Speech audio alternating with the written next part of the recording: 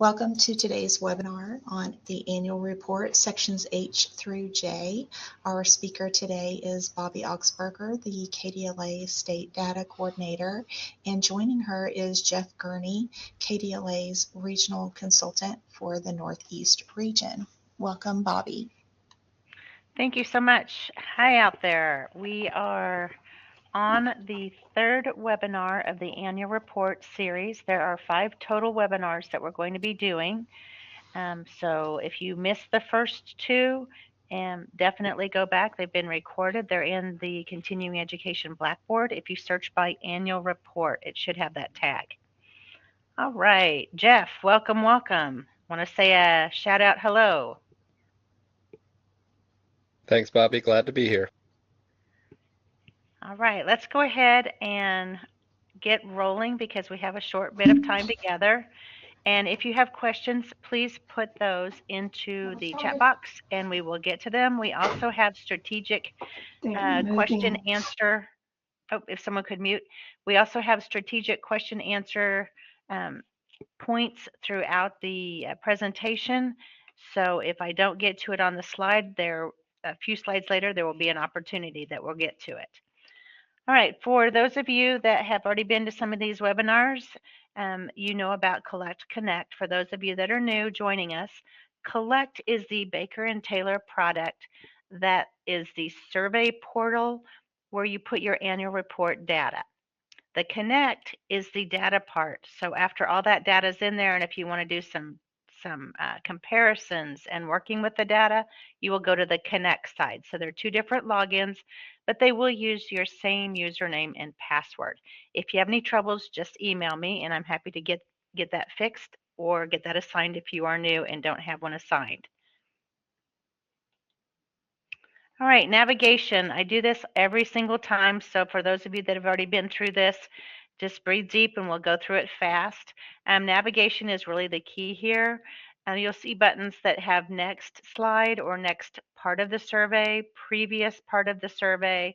You want to save. You want to save often. Sometimes the system will time out if you do not work straight through. So if you have any work delays, you definitely want to save. If you see some kind of glitching or you have a question about it, log back into the system to make sure your work is really being saved. I've had a few people over the years, over the last year anyway, say, hey, I saved it, but when I went back in, it was all gone. So if you have any kind of work delay, you definitely want to hit your refresh, and you may even need to log back in. Last year's answers, you're able to see those. There is a hide button. I recommend seeing last year's answers so that if there's a big difference, you know that you're going to need to provide a note as to why there's a big difference. Why is that number so much bigger? Why is that number so much smaller? Next, we have flags. The flags, you can use the flags. We will use the flags. It indicates a question. You may flag it, and if you have a question about the data, if there's a discrepancy, if you don't know the number, if you're not sure, just flag it. When you get it resolved, unflag it. Each of your regional representatives, your consultants, will go through the data, and if they have questions, they will flag it and ask you the questions via email. So that's another reason why we use the flags. Notes. Oh my goodness, I love notes.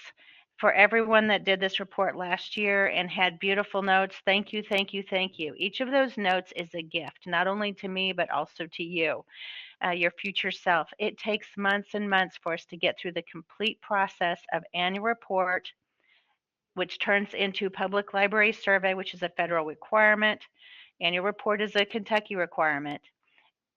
Public library survey is a federal requirement, and then that information, once it's cleaned up and gone through, turns into our Kentucky statistical report. So if you're looking at answering a question, why is that number so much different 6 months later, and you don't have a note, it could be painful. Once you guys add your notes, and all of that information is ready for me, I will download all of that and go through Baker and Taylor, and they give me a master file. And then I put it together for the PLS, Public Library Survey. And that I just finished up, oh gosh, within the last month. And so there's a big difference between August and March. And so going through that, even when I upload the PLS data, they come back later, and they can come back even right now and say, hey, why is there this discrepancy? The note didn't really explain it, and I may have to come back to you even in April, March or April, and ask for additional clarification. So that is why notes are so important. You will also see error reports. There's an example throughout here, but an error report will pop up if there's a big discrepancy. I have seen notes that say, yes, this is the correct number.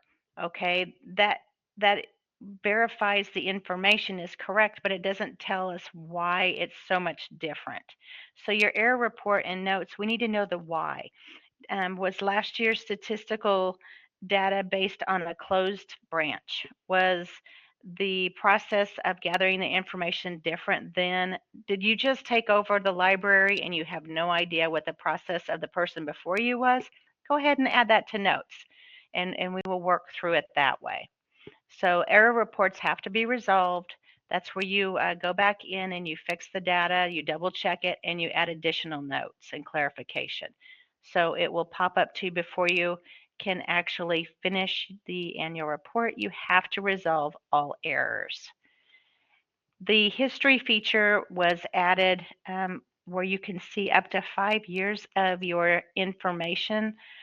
And so that was a really big perk because last year may be an anomaly, and the years before, the number you have in 24 may match 22, 21, and 20, but in 23 you were shut down for 6 months due to flooding or something. So being able to see the numerical history of that survey item is super helpful. So if you see that history button, go ahead and click on that and it'll show you the last 5 years. Status, it shows the edit checks, unanswered questions, and flag questions. So it's nice to know the status of your survey portal submission. Once you get done, you will save it and then submit it. Your regionals will look over it. If there's questions, they will ask questions, get the information clarified, add notes, and then there's some processes that we go through before the survey actually closes. Be sure before you close the survey window that you're working in that you've saved it. It is not an autosave. It is not a Google. Sorry, guys. If you want to print out the previous year's survey information, you can go to the survey list. It's a blue button at the top left, and you can click on the year that you want. It'll give all the previous years that reports were done for you. You can also go to the dashboard. It's your home-based screen, and that is where we review the data, unlock it, make changes, fixes, add notes, relock it, and then when it's ready to roll for me to work through, then it will be approved. How are we doing so far? Any questions? Thumbs up? Can you throw me a thumbs up if you're doing all right? Oh, I see one. I have one participant that is doing okay. Oh, there we go. Here we go. I see some life out there. All right. Another question that I've had was, I put in the note and hit save, but it wasn't there when I opened it back up. You will need to save the note and then save the page. So you're going to save 2 times. Also, if the system timed out on you, you can't tell unless you hit the home and see if it makes you sign in again. And so save frequently, my friends, and save yourself the trouble of having to re-enter. Okay, here we go. Section H. H is the main library data, the main library information. And so with Section H, it looks a lot like E that we did the last webinar. And so with our main library, it's the main working entity.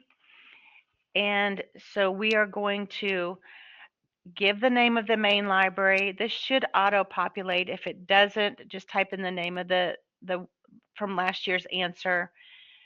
The complete street address, you do not want to have a post office box. And like I said, you can see here on the screen, let me get my little pointer. I just love this thing. Right here, you can see in blue last year's answer is showing. The city or town, if there's a change in street address for this entity, definitely you want to make sure that it's the updated street address, because we do change addresses on occasion based on construction, um, remarking of streets and stuff. We've got our city and our zip code. We just need the 5-digit zip code. We don't need the dash number that's forever long. Then we have our phone number and the square footage. So when you're looking at square footage, this is on all floors enclosed by the outer walls. It includes your working areas. It includes the off-limits areas that the public can't get into. So that is your square footage. Okay, how are we doing so far? Number of meetings held. Enter the number of meetings which were held in the meeting room. Do not include the use of the room for library programs, services, your board meetings after hours. If you do service like canned food drive and you have those cans in there, you're not going to count that as a meeting because it's a service that you're providing for the community. So you count those cans up and then ship them out. So that's what service means there. Library visits. This is the total number of people entering this library, the main library, for whatever reason during the year. If you can't get an actual count, we do estimates. So an estimate is a typical week in fall and spring, for example, October, and then you multiply that count by 52 if your library is open 52 weeks a year. A typical week is not like the most busy times, so you're going to avoid your holiday times. You may want to avoid your summer program time because you may have a unnaturally inflated number that's not normally that busy. You want to choose a week when the library is open during its regular hours for 7 consecutive calendar days from Sunday through Saturday. If you're not open on Sunday, well, then you're just going to go Saturday through Monday. Count only the physical visits, not the electronic or cyber visits. And so that's what H12 is. Then we have H12A. Did you actually count it, which is CT, or is it an estimate, ES? And that's what those drop downs, you'll see that blue arrow there. That's what the drop downs will show, the CT and the ES. Okay, then we have number of registered users. So the number of current registered users, that's a person who has their library card. They have access to your resources. And I will say that your registered users does not mean that's the number of your county people, because you may have people outside of your county or outside of that library area get a library card because you may be closer to them than their home library. You may have resources that their home library doesn't have, for example, a makerspace. And so you may have someone purchase or obtain a library card from your library. They are still a registered user. Our federal rules ask that patrons' files be purged every 3 years. And so you'll want to go through and archive the people that may have been deceased, that have moved and haven't been there to check out. But a 3-year rotation cycle, if you want to put this in your processes for annually, that works too. Then we have the number of uses or sessions of public internet computers per year, H14. So H14, this is a huge long explanation here. This is our total number of sessions or uses of the library's internet computers, not people's cell phones connecting. It is the library's computers that the public is going to use. And so that could be the internet access, word processing, OPAC, just Googling. It cannot be isolated. You want to report all the usage. And this is a typical week or other reliable estimate. Same way to estimate. You want to do, if you don't have the actual count, you want to do an estimate during a couple of weeks of the year, maybe a spring and a fall, on normal weeks, not any extra traffic weeks. Let's see, and then software. This is what they provided in the explanation, software such as Historian. So Jeff, do you want to talk to us a little bit about this?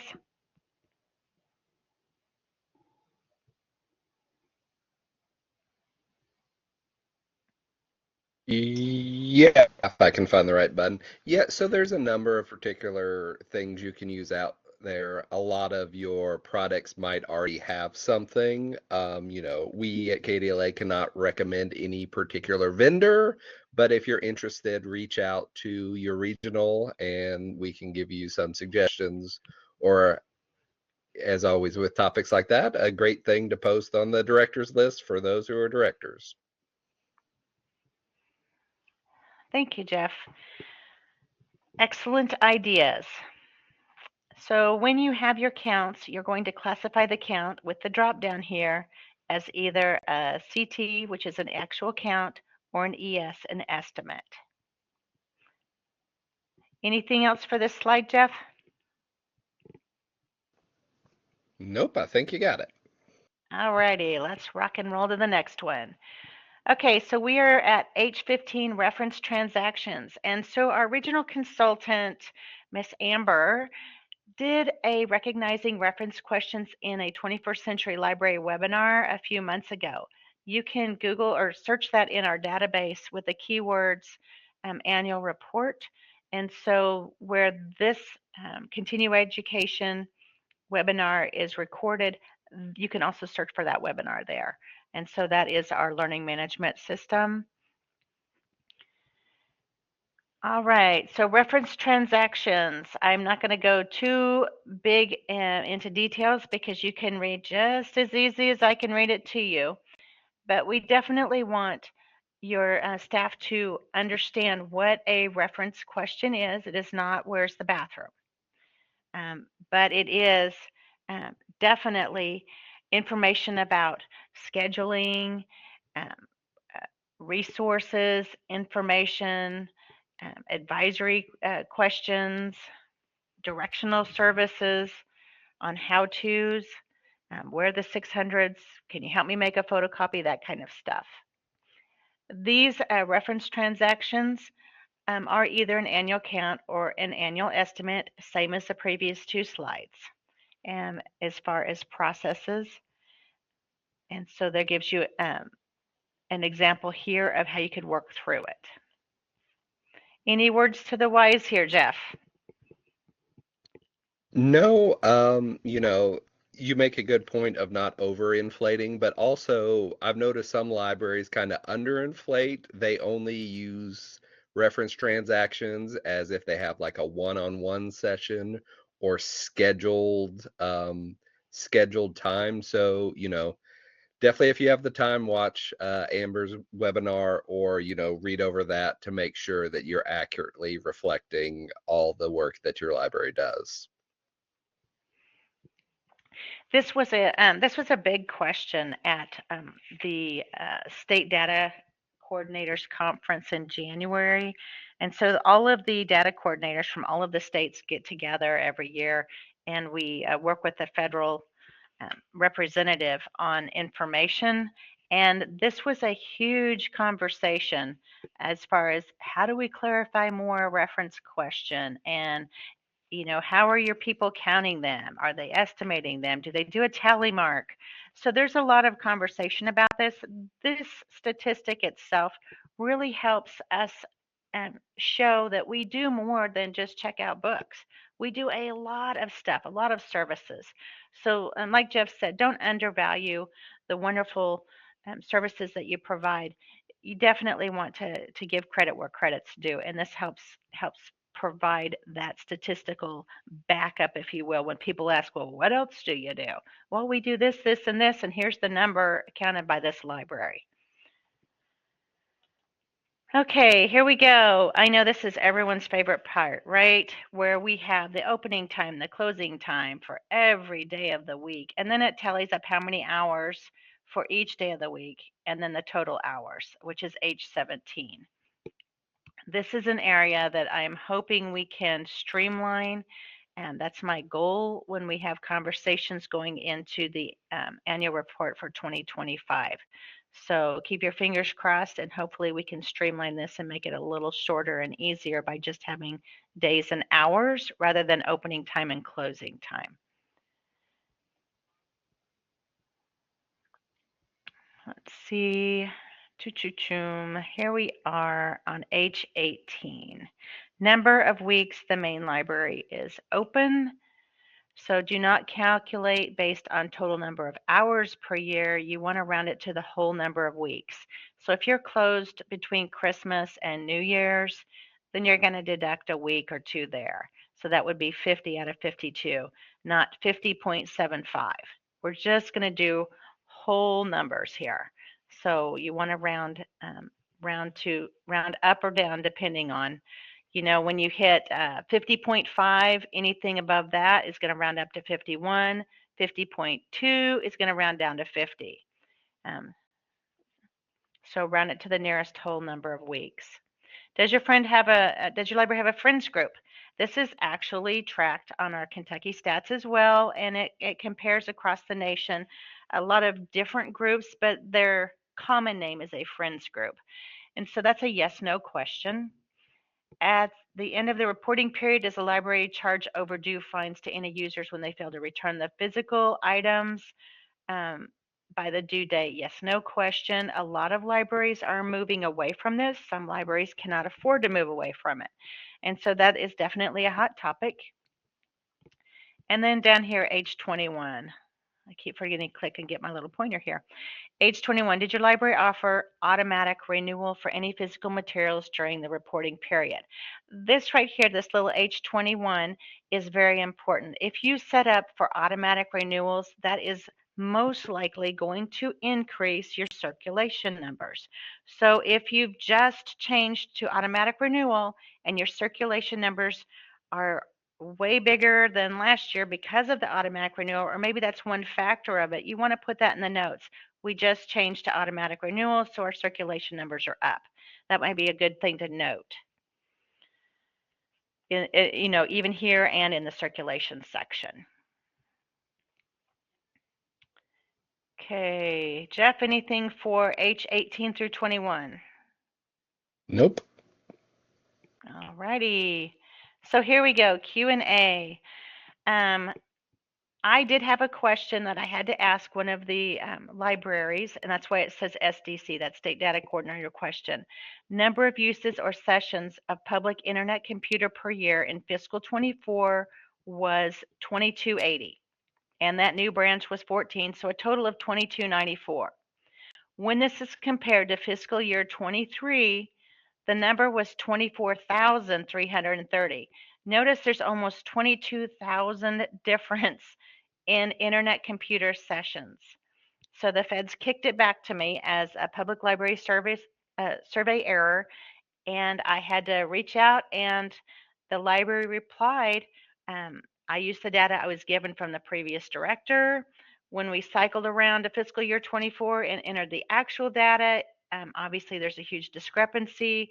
Thinking maybe she used the number of an estimate number of people connecting to the library's Wi-Fi, not the actual number of library public computers being used to log in.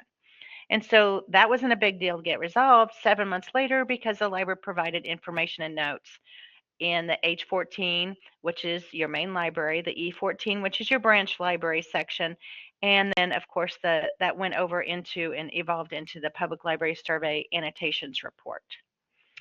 So Jeff, tools libraries are using, thoughts, ideas? Yeah, so most, just looking at who's on the chat, you know, most libraries now use one of two major vendors for their PC reservations, and they both have built-in reporting modules. If for some reason you all don't have one, there is options to possibly, depending upon the way your computers are set up, have your IT run a report for each time a particular profile is loaded within the time, because usually computers are set up to totally. But again, I think most people are covered by a service that they already pay for. Perfect. Very good. And there's always the listserv, like Jeff said. If you have questions and you're watching this recording later, reach out on the listserv. Everyone is so wonderfully helpful. So that's definitely a resource you want to take advantage of. Okay, if there are any questions, let's throw it out there in the chat box. And if not, can you give me a thumbs up so I know there's contact of life?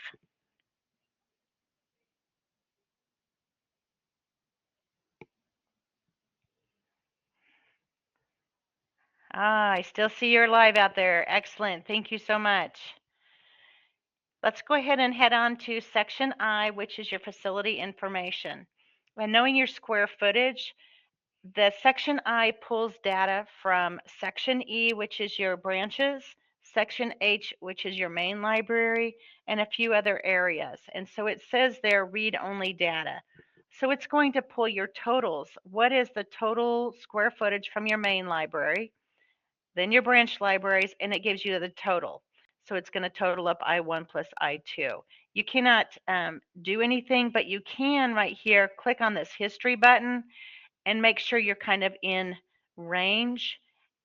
I have seen sometimes where these subtotals, these automatic totals, have a glitch or they weren't programmed right. So if there is a huge discrepancy, oh my gosh, I just added a couple 100,000 square feet, I need to know so I can have them fix this on the backside. Baker and Taylor fix the survey tool on the backside.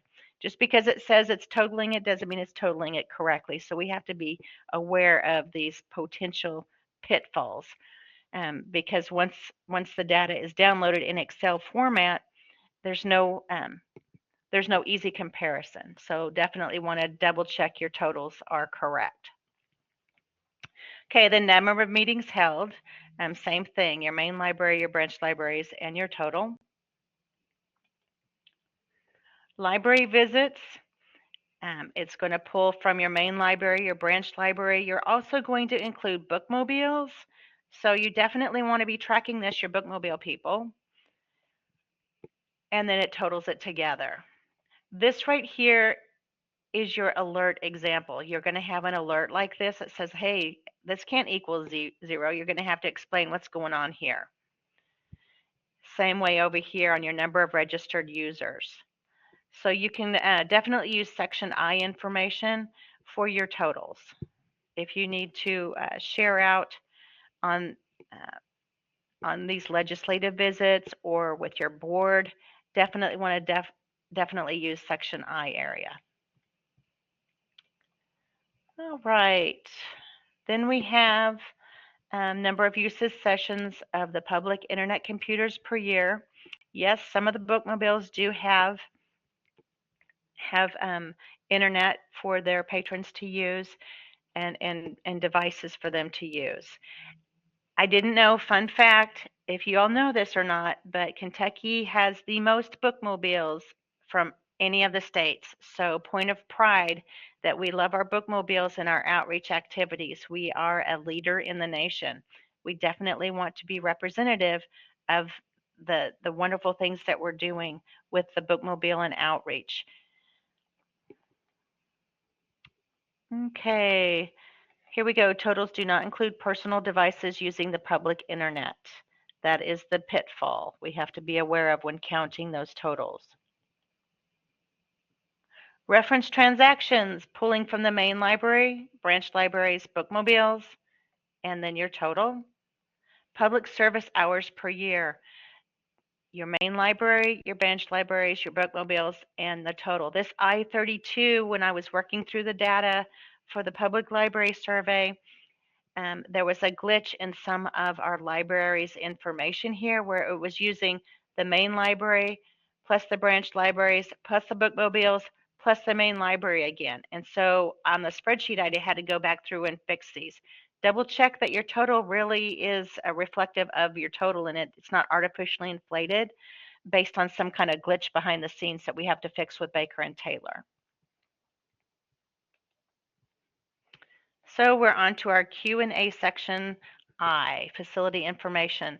An error check means it's asking why the number of visits on the annual report I-16 is up more than in comparison for the number of circulation. So that's a ratio. I do not know what the exact ratio is set at for the public library survey or the annual report, but just know that there's a ratio. Usually, if you have this number of visits, it's within this range of circulation or book checkouts, if you will. So did you strategically pull in more people for events, and that's why you have way more of people than you do circulation numbers? Then you would want to add a note explaining what happened and why that big difference. Especially with programs, a lot of times you'll pull people in, so you have a huge number of people visiting, and they're not necessarily checking out because they're either using the resources, going for a meeting, learning something, and that it's an error report that will flash out at you because of that ratio is different than a normal range. Okay, then we have annual report I-20, total registered users, and A2 county population. Notice that registered users at 22,000 and county population is 38,000. That is amazing, but I'm thinking that we might need to make sure that registered users is purged and archived those inactive people at least every 3 years. Your population and registered users is not typically so close, and so that's going to throw out an error note. And so we have to double check that, first of all, that we're going through and cleaning our registered users so it's actually representative of who's coming in the library, and also that the way we're pulling the statistic or the data is getting all of the people we should be getting. So a couple of areas to keep an eye out for here. And what is a meeting room? A meeting room is reservable. Is it open after hours? And do library personnel monitor the meeting room usage? So we do not want to include library programs or services. Like I said, the food drive was an example, or library board meetings or staff meetings. We're not going to include those numbers in our meeting room usage. Okay, Jeff, Yes, ma'am. thoughts? Yeah, again, that all makes sense. No questions from anyone at the moment, so you're obviously doing excellent. Well, thank you. It's because everyone already asked their questions earlier, so I was able to plug them in, I think. So it's team effort here. Library staff, section J. Here we go. This right here is the piece that kicks a lot of people around, calculating the full-time equivalency. So we want to report the figures as of the very last day of the fiscal year. That is June 30th. That is the last day of the fiscal year, June 30th. We want to include all positions funded in the library's budget, whether they're filled or not, and to make sure that when you're doing FTE, it's based on 40 hours per week. That is the measure of full-time employment. FTE is full-time employment.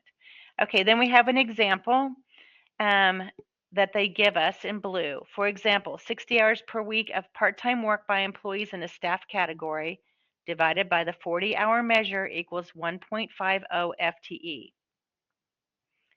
And then it gives another example. If I have calculating FTEs for seasonal workers, I would use the following example. If you have 2 3-month workers, which is 0.25 of a year, because it's 3 months out of 12, so that's a quarter of the year, and they work 15 hours a week, so 15 hours for person 1, 15 hours for person 2 equals 30 hours a week. Their 30 hours a week is divided by the full-time number of 40, it equals 0.75 FTE. Now we're going to do it for the entire year, 0.75 FTE times 0.25, where it's right back up here. That's where we get the, wait, let me get my little pointer here, sorry. 0.25, that's their worked part of the year. That equals 0.1875 FTE for the entire year. Okay, Jeff, you have a beautiful formula here. Well, this was something that as someone filling out an annual report on, August 29th, when it was, due immediately, kind of confused me a lot. Even though it makes sense theoretically, what worked best for me, after I tried it three other ways, is see if whether it's you doing it yourself, an outside accountant, if you can just get, and I specifically mentioned part-time employees because you could, count your full-time employees if they work 40 hours a week as one, but just getting all those hours and then easily dividing it by 2,080, which is 52 weeks times 40 hours a week. And there you have your number to add with your full-time employees. That will probably save people a lot of frustration. Very good. So let's throw out a hands clapping for Jeff or a party favor or something because this looks way easier than what they give us in blue up here. So round of applause for Jeff. Let's throw him some. Let's throw him some chat happy. There we go. All right. Then we have the number of librarians with an ALA accredited master's degree. J2 is librarians with they do not have an ALA accredited master's degree in library, so an MLS, master's in library science. So you do have an MLS, you do not have an MLS. Total librarians. And then we have other paid staff. And so the difference between librarian and staff is people with the title of librarian, they do theoretical or scientific aspects of library work. They can do the clerical, they can do other skills, but they have to do library focused skills work that they're paid for. So if they do not actually do library skilled work, then they are a staff. And this could be security, this could be plant operations, this could be maintenance. And so they would be classified as other paid staff. I noticed a few libraries where everyone was a librarian. And so I definitely want to point out that there are two classifications, staff and librarian, depending on the skill that you use for the paid job. Jeff, any thoughts? Yeah, and I'll just drop this, and maybe Trisha, who's smarter than the both of us, could chime in. But the way I kind of read that is if for the librarians without an MLS, if this person should be participating in certification as they are doing library work, then you should count them in the total librarian section.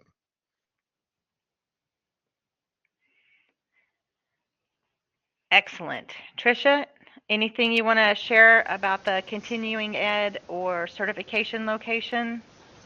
No, I think that you guys both have described it really well, and I learned something right there about the report, so good job. All righty. Any questions moving forward? I see none in the chat. So on we go. What is the difference between a librarian and staff on the annual report? Not all library employees are classified with a title of librarian. So we covered the skill set is different than clerical or janitorial or even mechanical. So definitely want to classify them correctly. Any questions?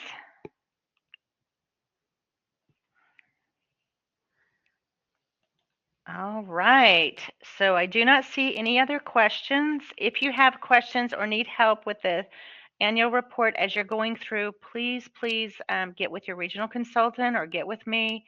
I'm happy to help however we can.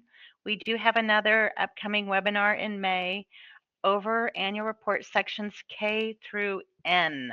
K through N. And this is scheduled for May 7th. And I want to thank you, the IMLS. I want to thank the Continuing Ed at KDLA for putting this together. Thank you, Jeff. Any last final comments, closings, Mr. Jeff? No, thank you for doing this series. I know all of the people appreciate it, and hopefully For my people who I see are in my region, this means that they're going to get their annual report done really early so I can review it.